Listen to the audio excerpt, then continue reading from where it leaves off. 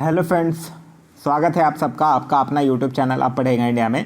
आज हम लोग इस वीडियो में देखेंगे जो 69th बीपीएससी पीटी का एग्ज़ाम जो शेड्यूल्ड है 30 सितंबर 2023 को, उस एग्ज़ाम को मद्देनज़र रखते हुए हम लोगों ने एक फाइनल रिवीजन मतलब कंप्लीट रिवीजन सीरीज लेकर आया है, जिसमें कि 150 इंपॉर्टेंट क्वेश्चंस जो नया पैटर्न पर आधारित रहेंगे वो डेली आप लोगों को मिलेंगे, ताकि आप लोगों का रिवीजन जो है वो ज़्यादा से ज़्यादा हो सके। इसका अगर आप लोगों को पीडीएफ चाहिए तो पीडीएफ के लिए वीडियो के दिए गए डिस्क्रिप्शन लिंक से जाकर टेलीग्राम ग्रुप ज्वाइन कर सकते हैं, या फिर टेलीग्राम में जाकर सर्च कर सकते हैं आप पढ़ेगा इंडिया। वहाँ जो ग्रुप आएगा उसको ज्वाइन कर लीजिए, वहाँ इसका पीडीएफ जो है वो प्रोवाइड करवा दिया गया है। तो चलिए अब बढ़ते हैं अपने क्वेश्चन की तरफ। आज का जो हमारा पहला क्वेश्चन है वो यह कह रहा है कि भारत का पहला जल बजट तैयार करने वाला राज्य कौन बन गया है। तो भारत का पहला जल बजट तैयार करने वाला जो राज्य है वो राज्य है केरल। तो इस क्वेश्चन का सही आंसर होगा option number C, Kerala. Kerala जो है वो अपनी इंटरनेट सेवा शुरू करने वाला भी देश का पहला राज्य बन चुका है। भारत सरकार द्वारा निर्धारित आगामी लक्ष्यों में निम्नलिखित में से कौन सही सुमेलित नहीं है, यह आपको बताना है। भारत को टीबी मुक्त देश बनाना 2025 तक का लक्ष्य है, बिल्कुल सही है। 500 गीगावाट अक्षय ऊर्जा प्राप्त करना 2030 तक का लक्ष्य है, बिल्कुल सही है। भारत को ऊर्जा स्वतंत्र यानी कि ऊर्जा आत्मनिर्भर बनाने का जो लक्ष्य है वो 2050 तक है, ये गलत है, क्योंकि भारत को ऊर्जा क्षेत्र में आत्मनिर्भर बनाने का जो लक्ष्य है वो 2047 तक है, ना कि 2050 तक। भारत द्वारा नेट जीरो का लक्ष्य यह भी 2070 तक है, यह भी बिल्कुल सही है। तो इस क्वेश्चन का सही आंसर है वो है ऑप्शन नंबर सी। टाइम पत्रिका द्वारा जारी 2023 के विश्व के शीर्ष 50 महानतम स्थानों की सूची में भारत के निम्नलिखित स्थानों में से किसे शामिल नहीं किया गया है, यह आपको बताना है। लद्दाख को शामिल किया गया है, मयूरभंज को भी शामिल किया गया है। लद्दाख को एक्चुअली 31वां स्थान मिला है और मयूरभंज को 32वां स्थान मिला है। इसमें भारत के 2 ही स्थान को शामिल किया गया है, हरिद्वार को शामिल नहीं किया गया है। तो इस क्वेश्चन का सही आंसर होगा ऑप्शन नंबर सी, हरिद्वार। हाल ही में प्रधानमंत्री नरेंद्र मोदी ऑस्ट्रेलियाई देश पपुआ न्यू गिनी की यात्रा पर गए। पपुआ न्यू गिनी के प्रधानमंत्री कौन है? तो पपुआ न्यू गिनी के प्रधानमंत्री है जेम्स मरापे। तो इस क्वेश्चन का जो सही आंसर होगा वो होगा option number B, James Marape. याद रखिएगा, एथनी अल्बानिस जो हैं वो ऑस्ट्रेलिया के प्रधानमंत्री हैं और क्रिस हिपकिंस जो हैं वो न्यूजीलैंड के प्रधानमंत्री हैं। हाल ही में जारी ग्लोबल जेंडर गैप इंडेक्स 2023 के संबंध में निम्नलिखित में से कौन सा कथन सही है, यह आपको बताना है। विश्व आर्थिक मंच द्वारा जारी किया गया, बिल्कुल सही है। इसमें प्रथम स्थान आइसलैंड को प्राप्त हुआ, बिल्कुल सही है। इस वर्ष भारत 127वें स्थान पर रहा, जबकि 2022 में 135वें स्थान पर था, ये भी बिल्कुल सही है। तो इस क्वेश्चन का सही आंसर होगा वो होगा ऑप्शन नंबर डी, यहाँ तीनों जो है वो सही है। जून 2023 में आयोजित एकता 2023 किन देशों के मध्य किए जाने वाला नौसेना अभ्यास है? तो एकता 2023 जो है वो भारत और मालदीव के बीच संयुक्त नौसेना अभ्यास है, जिसका आयोजन जो है कि मालदीव में ही किया गया था। तो इस क्वेश्चन का जो सही आंसर होगा वो होगा ऑप्शन नंबर ए, भारत और मालदीव। 21 जून 2023 को मनाए गए अंतर्राष्ट्रीय योग दिवस की थीम क्या थी? तो योग दिवस मनाया गया कब? 21 जून को, और इसका थीम था वसुधैव कुटुंबकम के लिए योग, या फिर एक विश्व एक परिवार के रूप में सभी के लिए कल्याण के लिए योग। तो इस क्वेश्चन का जो सही आंसर होगा वो होगा option number C, yoga for Vasudhaiva Kutumbakam. तो इस क्वेश्चन का सही आंसर है ऑप्शन नंबर सी। हाल ही में चर्चा में रहे E20 का संबंध किससे है? तो E20 का संबंध जो है वो है पेट्रोल में एथेनॉल की मात्रा जो है वो 20% तक करना इससे। तो इस क्वेश्चन का सही आंसर है वो है ऑप्शन नंबर डी। वीरता पुरस्कार पाने वाली भारतीय वायुसेना की पहली महिला अधिकारी कौन बनी है? तो वो बनी है दीपिका मिश्रा। तो इस क्वेश्चन का सही आंसर होगा वो होगा option number B, Deepika Mishra. इनको मध्य प्रदेश में बाढ़ के दौरान आपदा राहत अभियान के दौरान असाधारण साहस के लिए यह पुरस्कार जो है वो दिया गया है।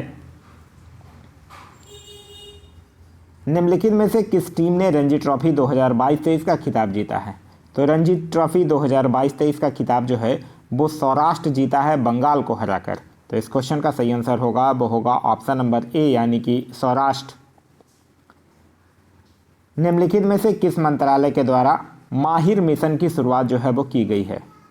तो विद्युत मंत्रालय और नवीन एवं नवीकरणीय ऊर्जा मंत्रालय के द्वारा बिजली क्षेत्र में अनुसंधान को बढ़ावा देने के लिए माहिर मिशन की शुरुआत की गई है। तो इस क्वेश्चन का सही आंसर होगा वो होगा ऑप्शन नंबर बी, विद्युत एवं नवीन और नवीकरणीय ऊर्जा मंत्रालय। पर्यावरण, वन एवं जलवायु परिवर्तन मंत्रालय द्वारा मिशन लाइफ की प्रगति को ट्रैक करने के लिए किस ऐप को लॉन्च किया गया है? तो इसके लिए मेरी लाइफ ऐप को लॉन्च किया गया। तो इस क्वेश्चन का सही आंसर है वो है ऑप्शन नंबर सी, मेरी लाइफ। हाल ही में प्रकाशित की गई पुस्तक smoke and ashes a journey through hidden stories के लेखक कौन है? तो इस पुस्तक के लेखक कौन है? अमिताभ घोष के द्वारा यह लिखी गई पुस्तक है और इस किताब में अफीम के व्यापार का विश्व इतिहास पर पड़ने वाले प्रभाव को बताया गया है। तो इस क्वेश्चन का सही आंसर होगा वो होगा option number A, Amitabh Ghosh.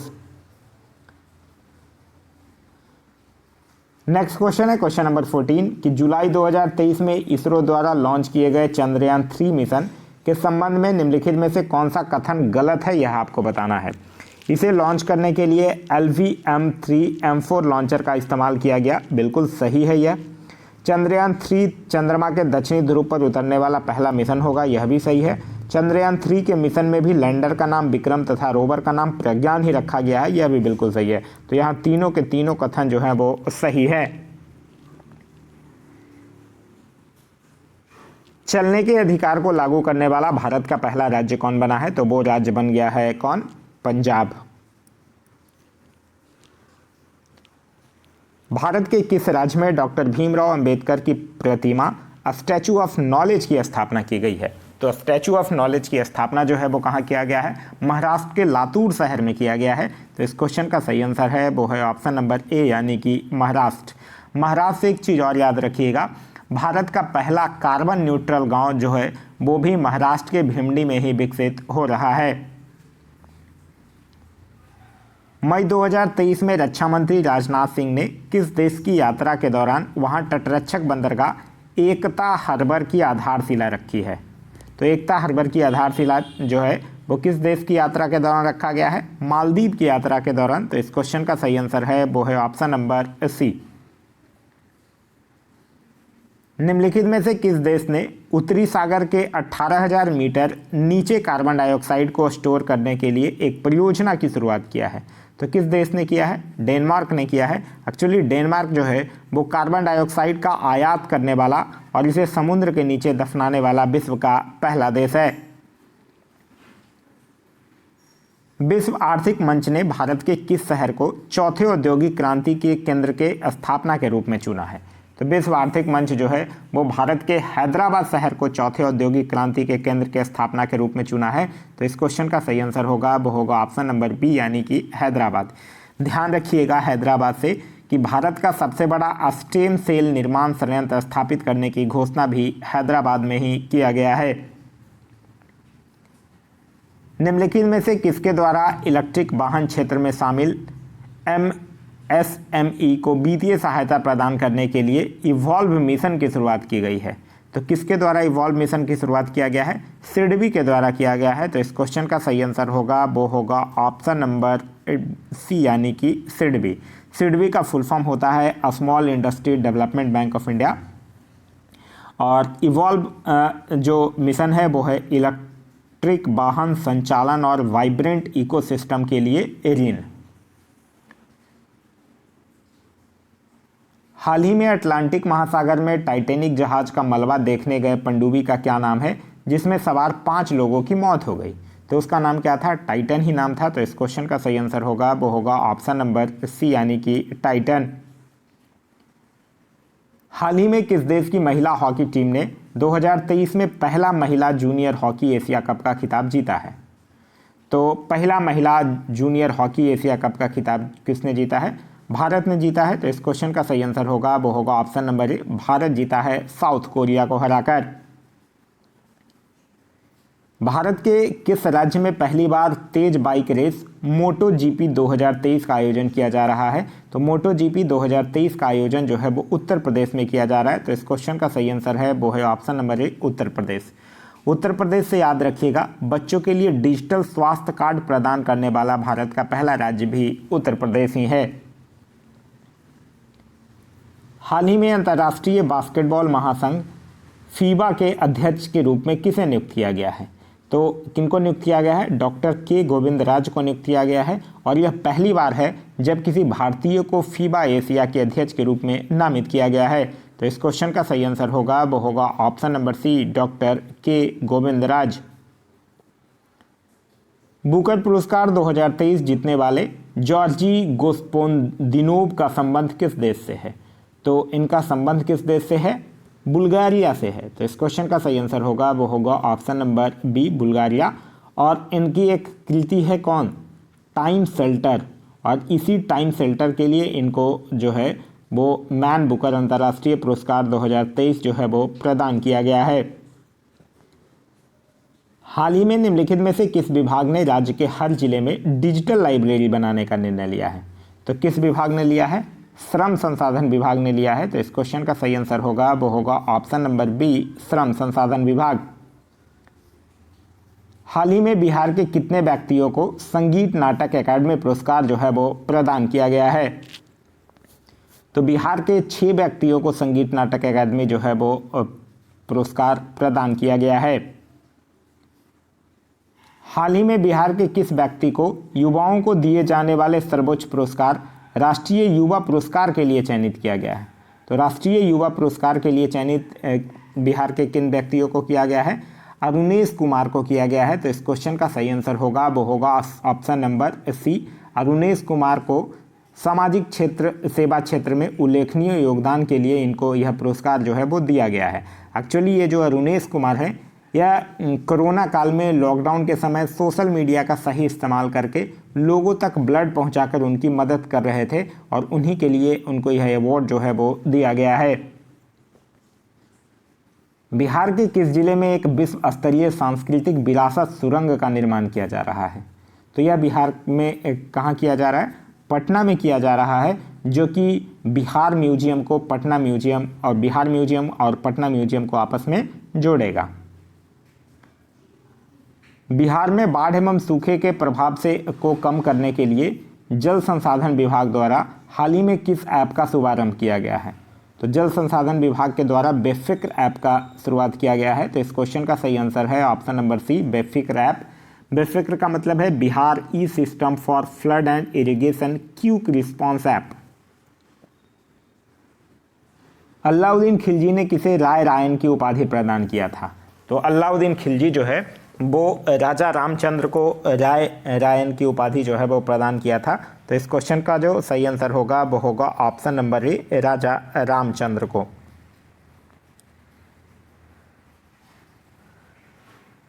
फिरंगी सल्तनत काल के राजवंशों को सही कालानुक्रम में व्यवस्थित करें तथा नीचे दिए गए कूट की सहायता से उत्तर का चुनाव करें। गुलाम वंश है, तुगलक वंश है, लोधी वंश है और सैयद वंश है। तो सबसे पहले इन चारों वंशों में अगर बात किया जाए तो सबसे पहले होगा गुलाम वंश, फिर होगा तुगलक वंश, फिर होगा सैयद वंश और फिर होगा लोधी वंश। यानी ऑप्शन नंबर बी जो होगा वो सही आंसर होगा। तो इस क्वेश्चन का सही आंसर है ऑप्शन नंबर बी। नेक्स्ट है साम्राज्य विस्तार के संदर्भ में अकबर ने सबसे पहले कहाँ आक्रमण किया था? तो साम्राज्य विस्तार के संदर्भ में अकबर ने सबसे पहला आक्रमण जो है वो 1561 ईस्वी में मालवा के शासक बाज बहादुर के ऊपर किया था। तो इस क्वेश्चन का सही आंसर होगा वो होगा ऑप्शन नंबर बी यानी कि मालवा। निम्नलिखित में से कौन सही सुमेलित नहीं है यह आपको बताना है। निकोलो कॉन्टी, देवराय द्वितीय, यही सही सुमेलित नहीं है क्योंकि निकोलो कॉन्टी जो था वो विजयनगर की यात्रा करने वाला पहला इतालवी यात्री था जो देवराय प्रथम के शासनकाल में विजयनगर आया था, ना कि देवराय द्वितीय के शासनकाल में। तो इस क्वेश्चन का सही आंसर होगा वो होगा ऑप्शन नंबर ए। हड़प्पा सभ्यता में निवास करने वाली मानव प्रजाति थी। तो हड़प्पा सभ्यता में निवास करने वाली मानव प्रजाति भूमध्य सागरीय भी थी, प्रोटोएस्ट्रोलॉयड भी था और अल्पाइन भी था, जिसमें सबसे ज़्यादा अगर पूछे तो था भूमध्य सागरीय। तो इस क्वेश्चन का जो सही आंसर होगा वो होगा ऑप्शन नंबर डी यानी उपयुक्त में से एक से अधिक। भारत में निम्नलिखित घटना का सही कालानुक्रम क्या है यह आपको बताना है। नगर संस्कृति, लोहे का हल, पंचमार्क, सोने के सिक्के। तो यही सही कालानुक्रम है। तो इस क्वेश्चन का जो सही आंसर होगा वो होगा ऑप्शन नंबर ए। निम्नलिखित में से कौन सा अशोककालीन अभिलेख खरोष्ठी लिपि में है, यह आपको बताना है। तो अशोक का अधिकांश अभिलेख जो है वो प्राकृत भाषा और ब्राह्मी लिपि में लिखा गया है, लेकिन अशोक का जो सहबाजगढ़ी अभिलेख है और मानसेहरा अभिलेख है, यह दोनों अभिलेख जो है वो ब्राह्मी न होकर खरोष्ठी है। तो यहाँ ए भी सही है और बी भी सही है। तो इस क्वेश्चन का जो सही आंसर होगा वो होगा ऑप्शन नंबर डी, उपयुक्त में से एक से अधिक। कनिष्क की प्रथम राजधानी कहाँ थी, यह आपको बताना है। तो कनिष्क की प्रथम राजधानी जो है वो कहाँ थी, पुरुषपुर थी। तो इस क्वेश्चन का सही आंसर होगा वो होगा ऑप्शन नंबर ए। पश्चिमी शक विजय के फलस्वरूप किस गुप्त शासक ने बेआद सिक्के उत्कीर्ण कराए तथा विक्रमादित्य की उपाधि धारण किया था। तो किस गुप्त शासक ने किया था, चंद्रगुप्त द्वितीय ने किया था। तो इस क्वेश्चन का जो सही आंसर होगा वो होगा ऑप्शन नंबर सी, चंद्रगुप्त द्वितीय। जैन धर्म के 23वें तीर्थंकर पार्श्वनाथ का प्रतीक चिन्ह क्या था। तो पार्श्वनाथ का प्रतीक चिन्ह था क्या, सर्पफन। तो इस क्वेश्चन का सही आंसर होगा वो होगा ऑप्शन नंबर बी।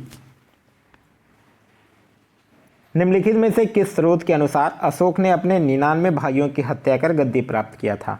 तो वो कौन से स्रोत के अनुसार, उस स्रोत का नाम है सीहली अनुश्रुति। तो इस क्वेश्चन का जो सही आंसर होगा वो होगा ऑप्शन नंबर ए। मलिकंबर का संबंध किस दक्षिण भारतीय राज्य से था।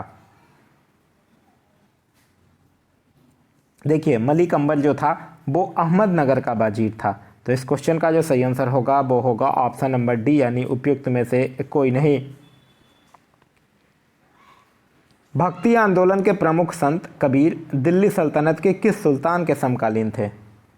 तो कबीर जो थे, कबीर का आपको पूछ रहा है। तो कबीर आप लोगों को पता होगा, कबीर जी का टेन्योर था 1440 से लेकर 1510 तक, और इनके बीच में किस दिल्ली सल्तनत का था, सिकंदर लोदी का था 1489 से लेकर 1517 तक। तो ये किसके समकालीन हुए, सिकंदर लोदी के समकालीन हुए। तो इस क्वेश्चन का सही आंसर होगा वो होगा ऑप्शन नंबर ए, यानी कि सिकंदर लोदी।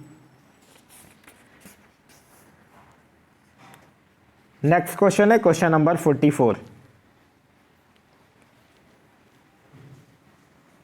दिल्ली सल्तनत के किस सुल्तान ने नायब-ए-मुमलिकात पद की स्थापना किया था। तो नायब-ए-मुमलिकात पद की स्थापना जो है वो बहराम शाह के द्वारा किया गया था। तो इस क्वेश्चन का जो सही आंसर होगा वो होगा ऑप्शन नंबर बी, यानी कि बहराम शाह। भारत छोड़ो आंदोलन के दौरान गठित समानांतर सरकारों में से सबसे लंबे समय तक चलने वाली सरकार कौन थी। तो सबसे लंबे समय तक सरकार जो चली थी वो थी सतारा। तो इस क्वेश्चन का सही आंसर होगा वो होगा ऑप्शन नंबर बी, यानी कि सतारा।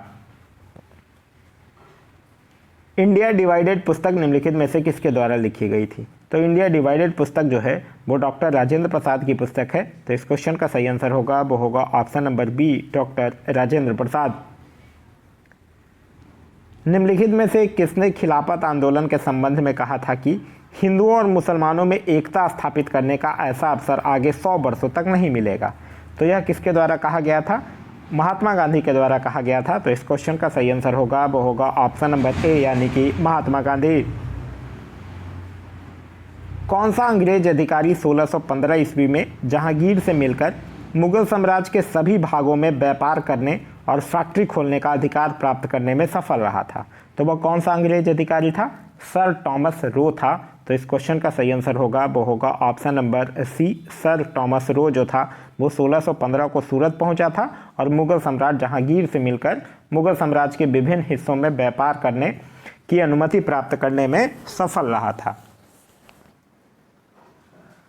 नेक्स्ट क्वेश्चन कह रहा है कि निम्नलिखित में से कौन सही सुमेलित युग्म का चयन कूट की सहायता से कीजिए। एक साइड महिला दिए गए, महिला के नाम है, और एक साइड संबंधित संगठन या फिर कार्य दिया गया है। प्रतिलता बाडेकर, इंडियन रिपब्लिक आर्मी, बिल्कुल सही है। पंडिता रमाबाई, आर्य महिला समाज, बिल्कुल सही है। बीना दास, गवर्नर जैक्सन पर गोली चलाई, यह भी बिल्कुल सही है। तो इस क्वेश्चन का जो सही आंसर होगा वो होगा ऑप्शन नंबर डी, क्योंकि उपयुक्त तीनों कथन जो है वो सही है। The all India depressed class federation की स्थापना किसने की थी? तो the all India depressed class federation की स्थापना जो है वो डॉक्टर बी आर अम्बेडकर के द्वारा किया गया था। तो इस क्वेश्चन का जो सही आंसर होगा वो होगा option number A, doctor Bhimrao Ambedkar.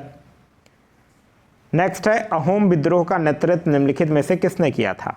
तो अहोम विद्रोह का नेतृत्व जो है, ये एक ही ध्यान रखिएगा, अहोम विद्रोह हुआ कहाँ था? असम में हुआ था। और कब हुआ था? 1828 से लेकर 1833 तक हुआ था और गोमधर कुंवर के नेतृत्व में हुआ था। तो इस क्वेश्चन का जो सही आंसर होगा वो होगा ऑप्शन नंबर सी। किस गवर्नर के समय श्वेत विद्रोह हुआ था? तो श्वेत विद्रोह किसके समय हुआ था? रॉबर्ट क्लाइव के समय हुआ था। तो इस क्वेश्चन का जो सही आंसर होगा वो होगा ऑप्शन नंबर बी, यानी कि रॉबर्ट क्लाइव के समय। नेक्स्ट है कि बर्मा को निम्नलिखित में से किस अधिनियम के द्वारा ब्रिटिश भारत से अलग किया गया था? तो बर्मा को किस अधिनियम के द्वारा अलग किया गया था? भारत शासन अधिनियम 1935 के द्वारा ही बर्मा को भारत से अलग कर दिया गया था। तो इस क्वेश्चन का सही आंसर होगा वो होगा ऑप्शन नंबर बी, भारत शासन अधिनियम 1935। निम्नलिखित में से कौन सी घटना का संबंध जो है वो शोर कमेटी से है? तो शोर कमेटी का संबंध जो है वो कामागाटामारू घटना जो 1914 थी उससे संबंधित था। तो इस क्वेश्चन का जो सही आंसर होगा वो होगा ऑप्शन नंबर सी। सूची 1 और सूची 2 को सुमेलित करना है। तो शारदा एक्ट की अगर बात करते हैं तो यह मैच करेगा 1930 से। सती प्रथा उन्मूलन अधिनियम की बात करेंगे तो यह मैच करेगा 1829 से। हिंदू पुण्य विवाह अधिनियम की बात कीजिएगा तो यह था 1856 और सहमति की आयु अधिनियम की अगर बात कीजिएगा तो यह था 1891।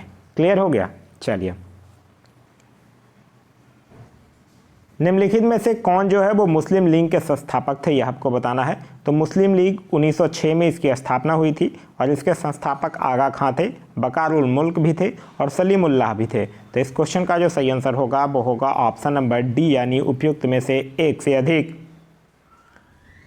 नेक्स्ट है कि भारत में किस वर्ष आर्म्स एक्ट जो है वो पारित किया गया था? तो आर्म्स एक्ट जो है आप लोगों को याद होगा लॉर्ड लिट्टन, और वही लॉर्ड लिट्टन के समय 1878 ईस्वी में आर्म्स एक्ट जो है वो पारित किया गया था और जिसके तहत कि भारतीयों को हथियार रखने का अधिकार जो है वो छीन लिया गया था। तो इस क्वेश्चन का जो सही आंसर होगा वो होगा ऑप्शन नंबर सी, 1878 में।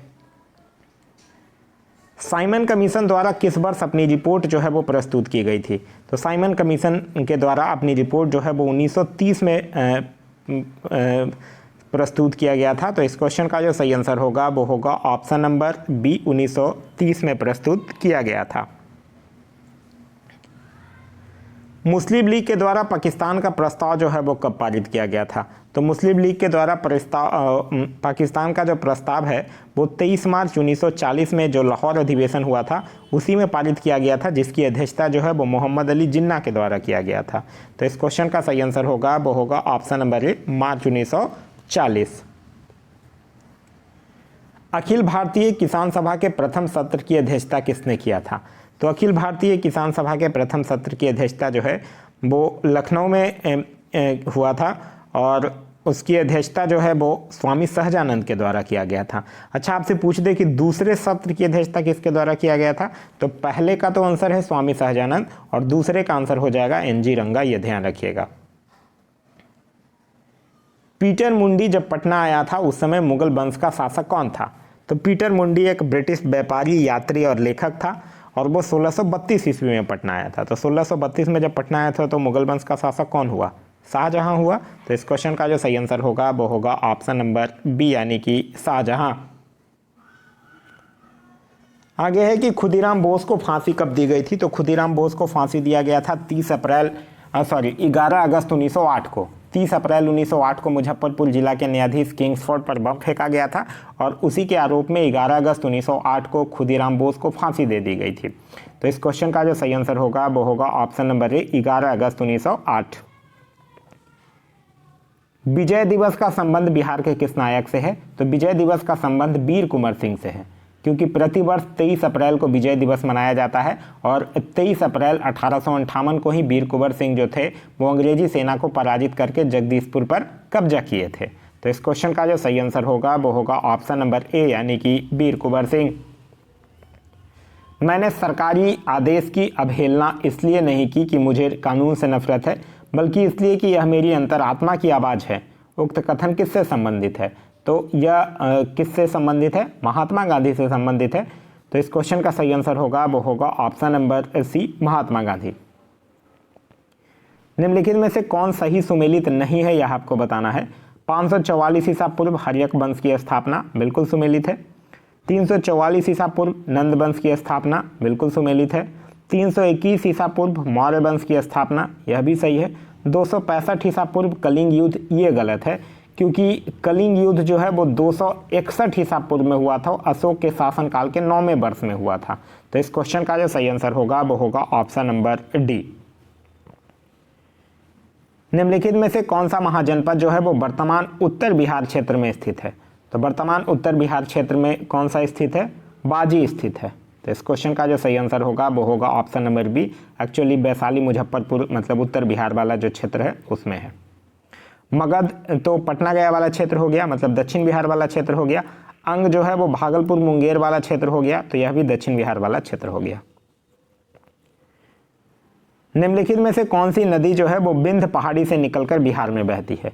तो विंध्य पहाड़ी से निकलकर बिहार में बहती है कर्मनाशा नदी, क्योंकि कर्मनाशा नदी का जो उद्गम है वो विंध्य पहाड़ी से ही होता है और यह उत्तर प्रदेश और बिहार के बीच सीमा का भी निर्धारण करते हुए गंगा में जाकर मिल जाती है। तो इस क्वेश्चन का जो सही आंसर होगा वो होगा ऑप्शन नंबर ए, कर्मनाशा नदी।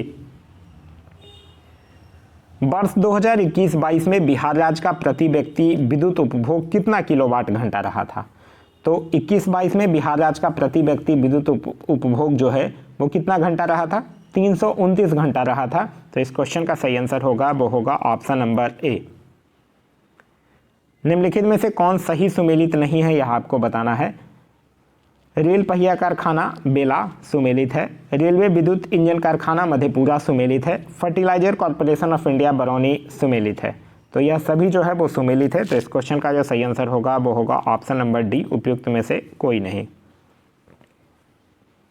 बिहार आर्थिक सर्वेक्षण 2022-23 के अनुसार गत 5 वर्षों में कृषि और सहवर्ती क्षेत्र की वृद्धि दर लगभग कितना प्रतिशत रहा है? तो यह जो है वो लगभग कितना प्रतिशत रहा है? 5% रहा है। तो इस क्वेश्चन का सही आंसर होगा वो होगा option number B.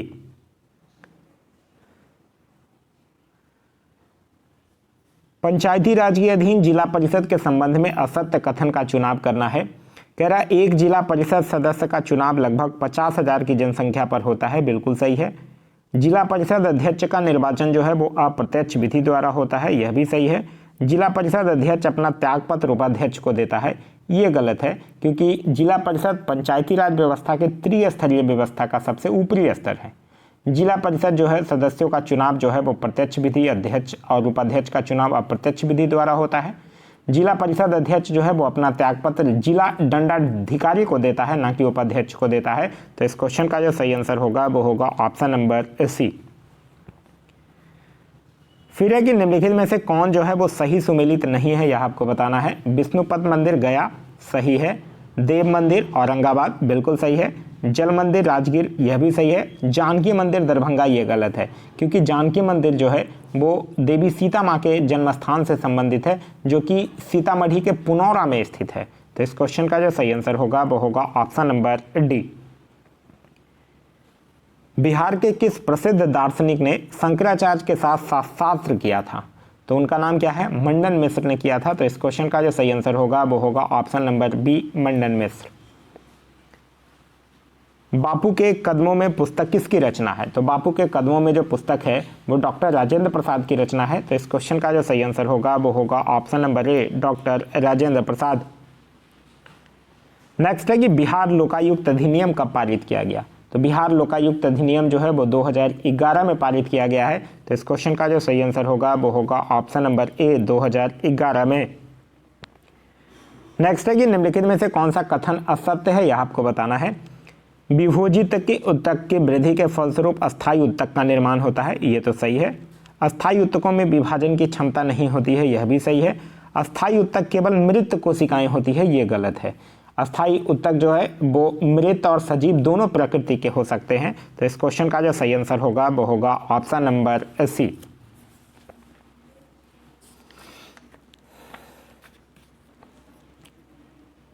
Next question है क्वेश्चन नंबर 77।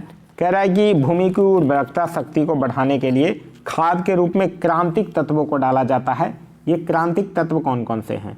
तो यह क्रांतिक तत्व जो है वो नाइट्रोजन भी हो सकते हैं, पोटेशियम भी हो सकता है, फास्फोरस भी हो सकता है। तो इस क्वेश्चन का जो सही आंसर होगा वो होगा ऑप्शन नंबर डी, यानी उपयुक्त में से एक से अधिक। नेक्स्ट है कि सूची 1 और सूची 2 को आपको मिलाना है।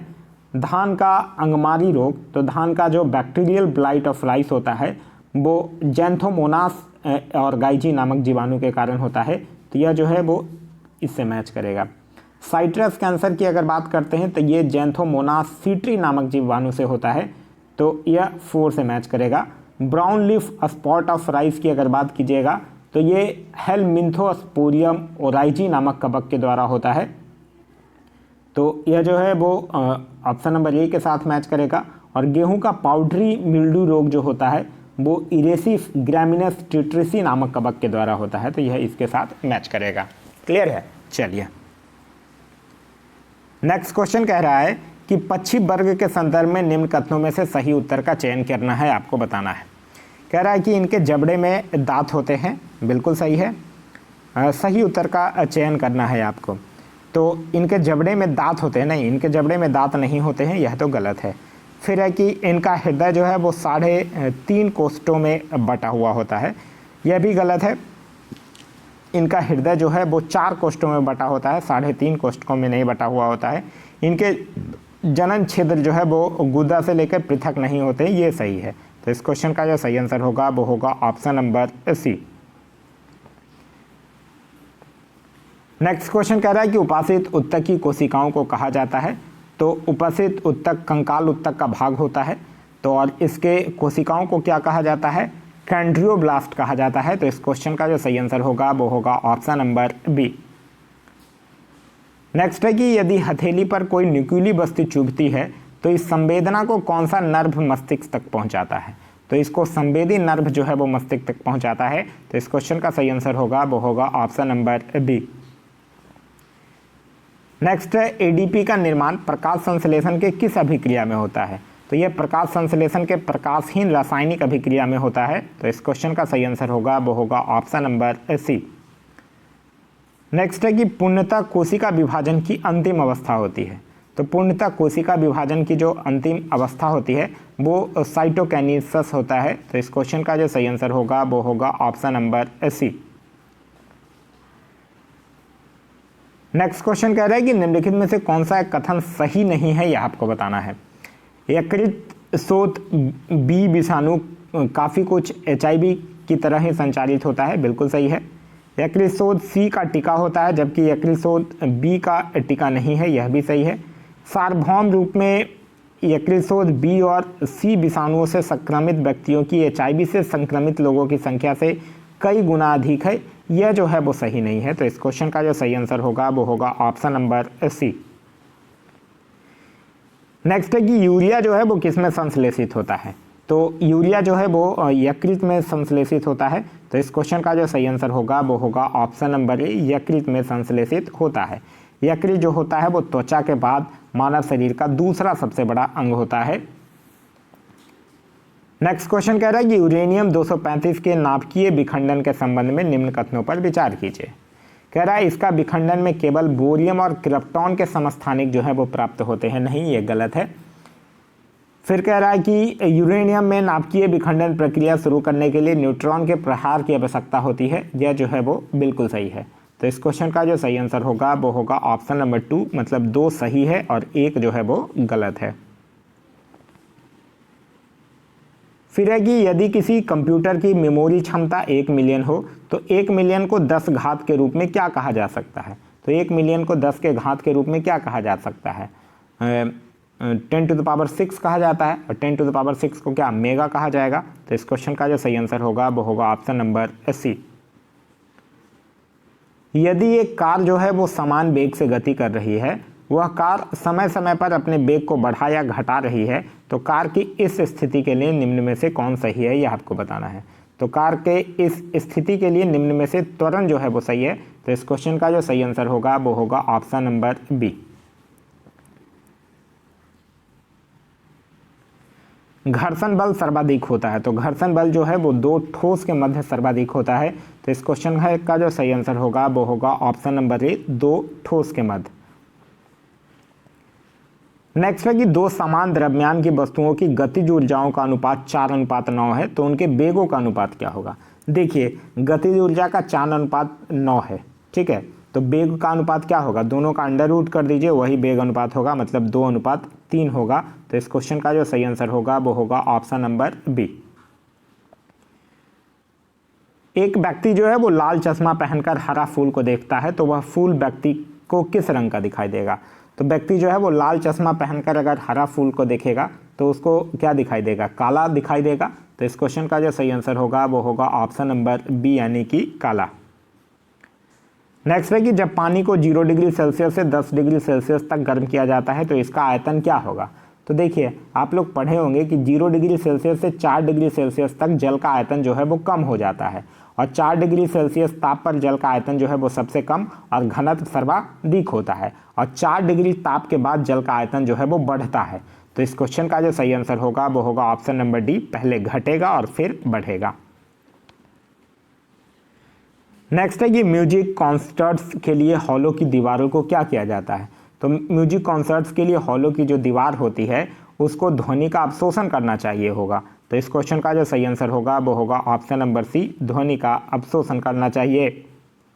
नेक्स्ट है फैराडे स्थिरांक जो है वो है, तो फैराडे स्थिरांक जो है वो सार्वभौमिक स्थिरांक है। तो इस क्वेश्चन का जो सही आंसर होगा वो होगा ऑप्शन नंबर डी, यानी कि यूनिवर्सल कांस्टेंट जो है वो इसको माना जाता है। नेक्स्ट क्वेश्चन आपसे पूछ रहा है कि सबसे ज़्यादा श्यानता जो है की होती है। तो सबसे ज़्यादा श्यानता किसकी होगी, सबसे ज़्यादा श्यानता यानी विस्कोसिटी जो होगा वो किस में होगा, शहद में होगा। तो इस क्वेश्चन का जो सही आंसर होगा वो होगा ऑप्शन नंबर सी, शहद में। ध्यान रखिएगा एक आदर्श तरल की जो श्यानता होती है वो शून्य होती है, और श्यानता जो होती है वो केवल द्रवों तथा गैसों का गुण होता है, ठोस में श्यानता जो है वो नहीं होती है। नेक्स्ट है कि निम्नलिखित में से कौन सा कथन जो है वो वाष्पन के संबंध में गलत है, यह आपसे पूछ रहा है। यह एक स्वतः होने वाली प्रक्रिया है जो सभी तापों पर होती रहती है, बिल्कुल सही है। यह द्रव के सिर्फ ऊपरी सतह पर ही होता है, द्रव के भीतरी भागों में नहीं होता है, यह भी सही है। इसमें ठंडक उत्पन्न होती है, बिल्कुल सही है। तो इस क्वेश्चन का जो सही आंसर होगा वो होगा ऑप्शन नंबर डी। नेक्स्ट है कि निम्नलिखित में से किस विलयन का संघटन जो है वो समांग होता है। तो किस विलयन का संघटन जो है वो समांग होगा, वास्तविक विलयन का। तो इस क्वेश्चन का जो सही आंसर होगा वो होगा ऑप्शन नंबर ए, यानी कि वास्तविक विलयन। नेक्स्ट क्वेश्चन है कि स्टिबनाइट निम्नलिखित में से किस धातु का यस्क है। तो स्टिबनाइट जो है, स्टिबनाइट क्या होगा, Sb2S3। तो ये किसका यस्क हो जाएगा, एंटीमनी का यस्क हो जाएगा। तो इस क्वेश्चन का जो सही आंसर होगा वो होगा option number C, antimony. Next है कि निम्नलिखित में से किस धातु का निष्कर्षण जो है वो विद्युत अपघटन विधि से किया जाता है। तो विद्युत अपघटन विधि से किसका निष्कर्षण होगा, पोटेशियम का भी होगा, सोडियम का भी होगा, कैल्शियम का भी होगा, मैग्नीशियम का भी होगा, एल्युमिनियम का भी होगा। ये सब का निष्कर्षण जो है वो विद्युत अपघटन विधि से किया जाता है। तो इस क्वेश्चन का जो सही आंसर होगा वो होगा ऑप्शन नंबर डी, यानी उपयुक्त में से एक से अधिक। नेक्स्ट है बरसाती यानी कि रेनकोट बनाने में निम्नलिखित में से किसका प्रयोग किया जाता है। तो रेनकोट बनाने में पॉलीकार्बोनेट का प्रयोग किया जाता है। तो इस क्वेश्चन का सही आंसर होगा वो होगा ऑप्शन नंबर बी, यानी पॉलीकार्बोनेट। पॉलीइथिलीन की अगर बात कीजिएगा तो खाने के पदार्थ को पैक करने के लिए पॉलीइथिलीन का जो है वो प्रयोग किया जाता है। अब पॉलीएस्टराइन का अगर बात कीजिएगा तो अम्ल रखने की बोतल या फिर सेल का जो कवर बनता है वो पॉलीएस्टराइन का बनता है। लोहा पर जस्ते की परत चढ़ाने से पहले लोहा को साफ करने में निम्नलिखित में से किस अम्ल का प्रयोग किया जाता है। तो लोहे पर जस्ते की परत चढ़ाने से पहले लोहा को साफ करने के लिए H2SO4 और HNO3 दोनों का प्रयोग किया जाता है। तो इस क्वेश्चन का जो सही आंसर होगा वो होगा ऑप्शन नंबर डी, उपयुक्त में से एक से अधिक। नेक्स्ट है कि निम्नलिखित में से कौन सा कथन सत्य है, यह आपको बताना है। कह रहा है कि H2S में हाइड्रोजन बंधन नहीं है, यह बिल्कुल सही है। हाइड्रोजन बंधन सिर्फ फ्लोरीन, ऑक्सीजन एवं नाइट्रोजन के यौगिकों में ही पाए जाते हैं, यह भी सही है। हाइड्रोजन बंधन जो है वो सहसंयोजक बंधन से मजबूत होता है, ये गलत है। क्योंकि हाइड्रोजन बंधन जो है वो सहसंयोजक बंधन से कमज़ोर होता है। तो यहाँ पहला और दूसरा जो है वो सही है, यानी ऑप्शन नंबर ए जो होगा वो सही आंसर होगा। नेक्स्ट है कि सूची 1 और सूची 2 को सम्मिलित करना है। एक साइड समस्थानिक दिए गए हैं और दूसरे साइड उसके उपयोग दिए गए हैं। यूरेनियम 235 की अगर बात कीजिएगा तो यह चट्टान की आयु ज्ञात करने में इसका योग किया जाता है। सोडियम 24 की अगर बात कीजिएगा तो यह रक्त के थक्का का पता लगाने में इसका प्रयोग किया जाता है। फिर है आर्सेनिक 74, यह ट्यूमर का पता लगाने में किया जाता है। और फास्फोरस 32 जो है वो ल्यूकीमिया के उपचार में इसका प्रयोग जो है वो किया जाता है। नेक्स्ट है कि research and development explosive RDX में तापमान एवं आग की गति को बढ़ाने के लिए निम्नलिखित में से किसका प्रयोग किया जाता है। तो यह जो है RDX में एल्युमिनियम चूर्ण का प्रयोग किया जाता है। तो इस क्वेश्चन का जो सही आंसर होगा वो होगा ऑप्शन नंबर ए, यानी कि एल्युमिनियम चूर्ण। आगे है कि कार्बन डाइऑक्साइड के सभी नमूने में कार्बन और ऑक्सीजन के द्रव्यमानों का अनुपात जो है वो हमेशा रहता है। तो यह जो है वो हमेशा 3:8 रहता है। तो इस क्वेश्चन का जो सही आंसर होगा वो होगा ऑप्शन नंबर ए, 3:8 रहता है। भारतीय संविधान के किन भाग्यों को ग्रैनिबल ऑस्टिन ने संविधान की अंतरात्मा के रूप में वर्णित किया था। तो यह जो है वो भाग 3 और भाग 4 को। तो इस क्वेश्चन का जो सही आंसर होगा वो होगा ऑप्शन नंबर सी, भाग 3 और भाग 4 को। नेक्स्ट है कि निम्नलिखित कथनों पर विचार कीजिए और उपरोक्त कथन में से कौन सा कथन सही है यह आपको बताना है। कह रहा है संविधान की समीक्षा करने के लिए मुख्य न्यायाधीश वेंकट चलैया की अध्यक्षता में एक आयोग की नियुक्ति की गई थी। यह तो सही है।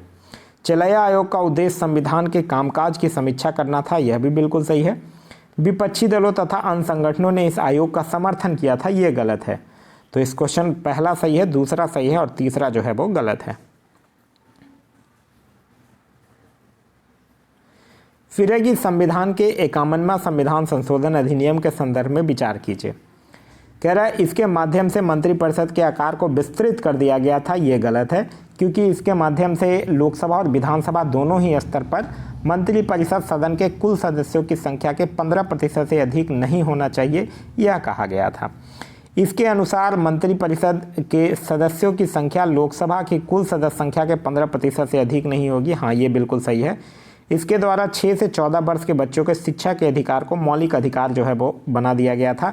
ये गलत है, क्योंकि 6 से 14 वर्ष के बच्चों के शिक्षा के अधिकार को मौलिक अधिकार जो है वो 86वां संविधान संशोधन के द्वारा बनाया गया है, ना कि 51वां संविधान संशोधन के द्वारा। तो इस क्वेश्चन का जो सही आंसर होगा वो होगा ऑप्शन नंबर 2, यानी केवल 2।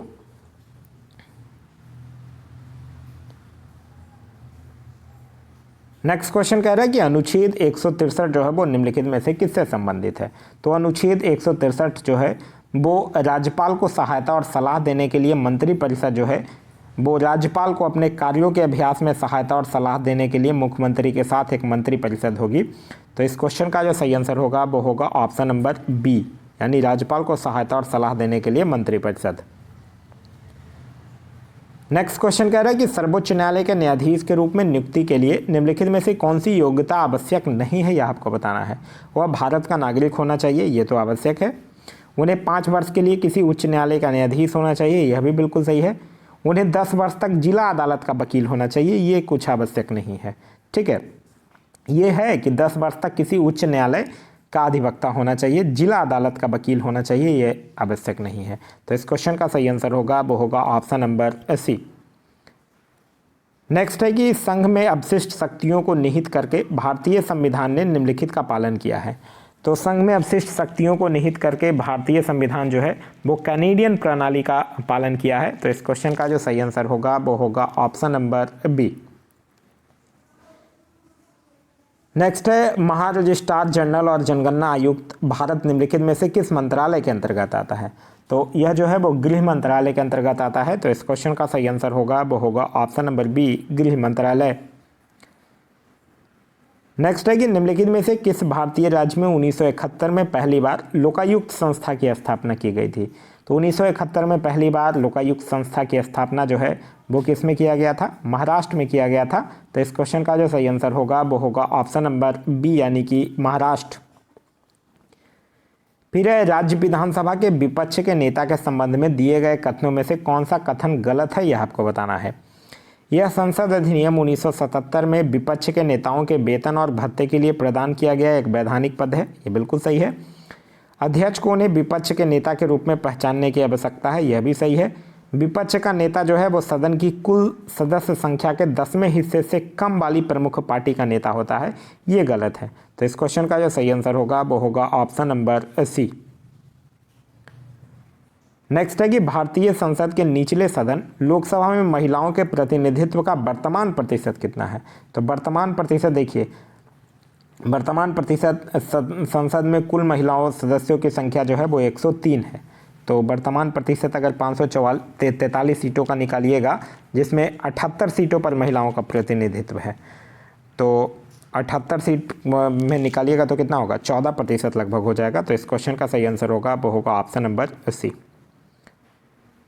नेक्स्ट है कि राज्यसभा की अनन्य शक्तियों के संदर्भ में निम्नलिखित कथनों पर विचार कीजिए। कह रहा है राज्य सूची के मामले में संसद को कानून बनाने में सक्षम बनाना, ये सही है। फिर है कि राज्यसभा स्वयं भारत के उपराष्ट्रपति पर महाभियोग लगा सकती है, नहीं, ये गलत है। फिर है लोकसभा के भंग होने पर आपातकाल की उद्घोषणा लागू करना, ये भी सही है। तो इस क्वेश्चन का जो सही आंसर होगा वो 1 और 3 जो है वो सही है और 2 जो है वो गलत है। नेक्स्ट क्वेश्चन है क्वेश्चन नंबर 117। कह रहा है कि वर्ष 2000 में झारखंड राज्य के गठन के बाद राज्यसभा सीटें क्रमशः बिहार और झारखंड के बीच कितने में विभाजित हो गई थी। तो राज्यसभा सीटें झारखंड राज्य के गठन के बाद बिहार और झारखंड के बीच 16 और 6 में विभाजित हुआ था, क्योंकि विभाजन से पहले कितना सीट था, 22 था, और फिर 16 और 6 में विभाजित हो गया था। तो इस क्वेश्चन का जो सही आंसर होगा वो होगा ऑप्शन नंबर बी। नेक्स्ट है कि भारत में ग्रामीण आय प्रायः नगरीय आय से कम है, इसके लिए निम्नलिखित में से कौन से कारण जिम्मेदार हैं। किसान बहुत बड़ी संख्या में निरक्षर हैं और वैज्ञानिक कृषि के बारे में उनका ज्ञान नगण्य है, नहीं, ये कोई कारण नहीं है। फिर है विनिर्मित उत्पादों की तुलना में प्राथमिक उत्पादों का मूल्य कम होता है, ये तो बिल्कुल है। और उद्योगों में निवेश की तुलना में कृषि में निवेश कम हुआ है, यह भी सही है। तो इस क्वेश्चन का सही आंसर होगा दूसरा और तीसरा जो है वो सही है, पहला जो है वो गलत है। फिर है कि वर्तमान भारत में मुद्रास्फीति को मापा जाता है। तो वर्तमान भारत में मुद्रास्फीति को कंज्यूमर प्राइस इंडेक्स यानी उपभोक्ता मूल्य सूचकांक पर मापा जाता है। तो इस क्वेश्चन का जो सही आंसर होगा वो होगा ऑप्शन नंबर बी। नेक्स्ट है कि बजट 2023-24 के अनुसार 2200 करोड़ की लागत से आत्मनिर्भर बागवानी स्वच्छ पौधा कार्यक्रम का शुभारंभ करने की घोषणा की गई है। इस कार्यक्रम का उद्देश्य क्या है। तो इस कार्यक्रम का उद्देश्य है उच्च मूल्य वाली बागवानी फसल को रोग मुक्त करना, बिल्कुल सही है। और उच्च मूल्य वाली बागवानी फसलों के लिए गुणवत्तापूर्ण पौधा सामग्री की उपलब्धता बढ़ाना, यह भी सही है। तो इस क्वेश्चन का जो सही आंसर होगा वो होगा ऑप्शन नंबर ए, 1 तथा 2 दोनों। फिर है कि सूची 1 के साथ सूची 2 का मिलान कीजिए और सूचियों के नीचे दिए गए कूट का उपयोग करके सही उत्तर का चयन कीजिए। कांच उद्योग यानी शीशा उद्योग जो है वो मैच करेगा फिरोजाबाद से। पीतल बर्तन उद्योग जो है वो मैच कर जाएगा मुरादाबाद से। स्लेट उद्योग मैच करेगा मरकापुर से। और हस्त निर्मित उद्योग जो है वो मैच करेगा मिर्जापुर के साथ। नेक्स्ट है कि भारत में चाय बोर्ड के संदर्भ में निम्नलिखित कथनों पर विचार कीजिए। चाय बोर्ड जो है वो संवैधानिक निकाय है, ये सही है। यह कृषि एवं किसान कल्याण मंत्रालय के संलग्न नियामक निकाय है, ये गलत है। ठीक है, एक्चुअली चाय बोर्ड जो है वो वाणिज्य मंत्रालय के तहत केंद्र सरकार के एक वैधानिक निकाय के रूप में कार्य कर रहा है। चाय बोर्ड का प्रधान कार्यालय जो है वो बेंगलुरु में स्थित है, यह भी गलत है, क्योंकि चाय बोर्ड का प्रधान कार्यालय जो है वो कोलकाता में स्थित है, ना कि बेंगलुरु में स्थित है। और इस बोर्ड के दुबई और मॉस्को में विदेशी कार्यालय हैं, ये बिल्कुल सही है। तो यहाँ पहला और चौथा जो है वो सही है और दूसरा और तीसरा जो है वो गलत है। नेक्स्ट है कि भारत में पंचवर्षीय योजना के अंतर्गत नीली क्रांति का आरंभ किया गया था। तो नीली क्रांति का आरंभ जो है वो 7वीं पंचवर्षीय योजना के दौरान किया गया था, जिसके अंतर्गत मछली और समुद्र उत्पादन में तेजी से वृद्धि पर बल दिया गया था। तो इस क्वेश्चन का जो सही आंसर होगा वो होगा ऑप्शन नंबर बी, 7वीं पंचवर्षीय योजना, जो कि कब से कब तक था, 1985 से लेकर 1990 तक था। फिर है कि केंद्रीय बजट 2023-24 का बजट का आकार कितना है। तो बजट का आकार कितना है, 45,03,097 करोड़। तो इस क्वेश्चन का जो सही आंसर होगा वो होगा ऑप्शन नंबर सी। नेक्स्ट है कि आर्थिक समीक्षा 2022-23 के अनुसार राष्ट्रीय हरित हाइड्रोजन मिशन से भारत ने किस वर्ष तक ऊर्जा के मामले में आत्मनिर्भर हो जाने का लक्ष्य रखा है। तो भारत जो है वो 2047 तक ऊर्जा मामले में आत्मनिर्भर हो जाने का लक्ष्य रखा है। तो इस क्वेश्चन का सही आंसर होगा वो होगा ऑप्शन नंबर बी। नेक्स्ट है कि संसाधनों के उपयोग तथा भविष्य के लिए उनके संरक्षण की आवश्यकता को संतुलित करने को हम क्या कहते हैं। तो उसको हम लोग क्या कहते हैं, सतत विकास कहते हैं। तो इस क्वेश्चन का सही आंसर होगा वो होगा ऑप्शन नंबर बी, यानी कि सतत विकास। नेक्स्ट है कि 2022-23 के लिए गरीबी उन्मूलन के लिए अंतर्राष्ट्रीय दिवस का विषय क्या है। तो अंतर्राष्ट्रीय दिवस का विषय है व्यवहार में सभी के लिए गरिमा। तो इस क्वेश्चन का सही आंसर होगा वो होगा ऑप्शन नंबर बी। नेक्स्ट है कि निम्न में से कौन सा सतत विकास के लक्ष्य के अंतर्गत नहीं है जिसे 2023 तक प्राप्त करने का लक्ष्य रखा गया है। तो लैंगिक समानता है, शून्य भूख भी है, अच्छा स्वास्थ्य एवं भलाई भी है, अंतरिक्ष अनुसंधान नहीं है। तो इस क्वेश्चन का जो सही आंसर होगा वो होगा ऑप्शन नंबर डी। नेक्स्ट है कि मौद्रिक नीति का क्रियान्वयन जो है वो भारत में कौन करता है। तो मौद्रिक नीति का क्रियान्वयन जो है वो रिजर्व बैंक ऑफ इंडिया के द्वारा किया जाता है। तो इस क्वेश्चन का जो सही आंसर होगा वो होगा ऑप्शन नंबर बी, यानी रिजर्व बैंक ऑफ इंडिया के द्वारा किया जाता है। इसके आगे कुछ मैथ्स के क्वेश्चंस दिए गए हैं।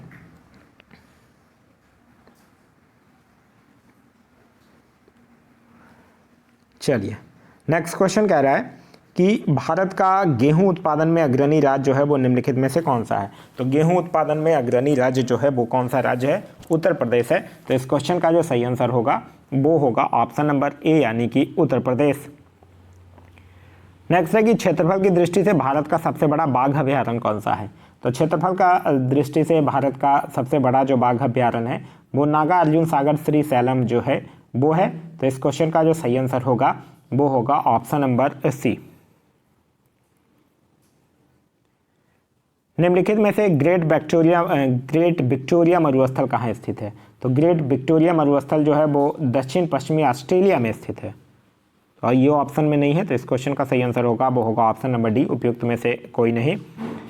फिर है कि लिग्नाइट कोयला का सर्वाधिक भंडार भारत के किस राज्य में है। तो लिग्नाइट कोयला का सर्वाधिक भंडार जो है वो भारत के किस राज्य में है, तमिलनाडु राज्य में है। तो इस क्वेश्चन का जो सही आंसर होगा वो होगा ऑप्शन नंबर सी, यानी कि तमिलनाडु में है। फिर मरग्यास जनजाति निम्नलिखित में से किस देश में पाई जाती है। तो यह जो है वो कहाँ पाई जाती है, हंगरी में पाया जाता है। तो इस क्वेश्चन का जो सही आंसर होगा वो होगा ऑप्शन नंबर ए, यानी कि हंगरी में। नेक्स्ट है कि निम्नलिखित में से किस इस्पात संयंत्र की स्थापना चौथी पंचवर्षीय योजना के दौरान हुआ था। तो चौथी पंचवर्षीय योजना के दौरान हुआ था किसका, विशाखापट्टनम इस्पात संयंत्र का। तो इस क्वेश्चन का जो सही आंसर होगा वो होगा ऑप्शन नंबर बी। नेक्स्ट है निम्नलिखित में से कौन सा कथन सुमेलित नहीं है, यह आपको बताना है। वेमनाड झील केरल सही है, फिर डल लेक कश्मीर सही है, पुलिकट आंध्र प्रदेश सही है, लोकटक मेघालय ये गलत है। हाँ, लोकटक मेघालय जो होगा वो गलत है, क्योंकि ये लोकटक जो है वो मणिपुर की राजधानी इम्फाल के आसपास में स्थित है, जो कि दुनिया की एकमात्र तैरती हुई झील है लोकटक। तो इस क्वेश्चन का जो सही आंसर होगा वो मेघालय नहीं बल्कि यहाँ मणिपुर होना चाहिए था। नेक्स्ट है कि रावी नदी का उद्गम जो है वो निम्नलिखित में से किस दर्रा से होता है। तो रावी नदी जो है वो उत्तर भारत में बहने वाली एक नदी है और इसका उद्गम जो है वो कहाँ से होता है, रोहतांग दर्रा से होता है। तो इस क्वेश्चन का जो सही आंसर होगा वो होगा ऑप्शन नंबर सी, यानी कि रोहतांग दर्रा से होता है। फिर निम्न कथनों पर विचार कीजिए। कह रहा है कि लघु ज्वार भाटा के समय ज्वार उच्च ज्वार सामान्य से निम्नतर तथा निम्न ज्वार सामान्य से उच्चतर होता है, बिल्कुल सही है। फिर लघु ज्वार भाटा बृहद ज्वार भाटा के विपरीत पूर्ण चंद्र के स्थान पर नव चंद्र के समय होता है, ये तो गलत है। तो यहाँ ए जो है वो सही है और कारण आर जो है वो गलत है। नेक्स्ट है कि निम्नलिखित उच्चवाच आकृतियों पर ध्यान दीजिए, इनमें से कौन सी सही है यह आपको बताना है। तो उपरोक्त आकृतियों का पूर्व से पश्चिम की ओर बढ़ते क्रम में बताइए। तो पूर्व से पश्चिम की ओर क्या है, खासी पहाड़ियाँ, मैकाले पर्वत श्रृंखला, महादेव पर्वत श्रृंखला, छोटा नागपुर का पठान। तो पूरब से पश्चिम और पूछ रहा है तो सबसे पहले तो होगा खासी पहाड़ियाँ, ठीक है। उसके बाद फिर हो जाएगा छोटा नागपुर का पठार, फिर होगा मैकाले पर्वत श्रृंखला, ये दूसरे नंबर पे होगा, मैकाले पर्वत श्रृंखला तीसरे नंबर पे हो जाएगा और महादेव पर्वत श्रृंखला चौथे नंबर पे हो जाएगा। क्लियर है। नेक्स्ट क्वेश्चन कह रहा है कि निम्नलिखित में से कौन सा गॉन प्लेट प्रशांत महासागरीय प्लेट एवं एशिया महाद्वीप के बीच स्थित है। तो वो बात कर रहा है किसकी, फिलिपियन प्लेट की। तो इस क्वेश्चन का जो सही आंसर होगा वो होगा ऑप्शन नंबर डी। तो यह था हमारा आज का वीडियो। आज का वीडियो आप लोगों को कैसा लगा कमेंट करके जरूर बताइएगा। साथ ही साथ इस वीडियो से कुछ सीखने के लिए मिला तो एक लाइक जरूर कर दीजिए। वीडियो पसंद आ रहा है तो अपने दोस्तों के साथ शेयर करना ना भूलें। अभी तक आप इस चैनल पर नए हैं या चैनल को सब्सक्राइब नहीं किए हैं तो चैनल को सब्सक्राइब कर लीजिए और साथ ही साथ बेल आइकन पर दबा लीजिए ताकि हमारे सारे वीडियो के नोटिफिकेशन जो है वो आपको मिलता रहे। Thanks for watching.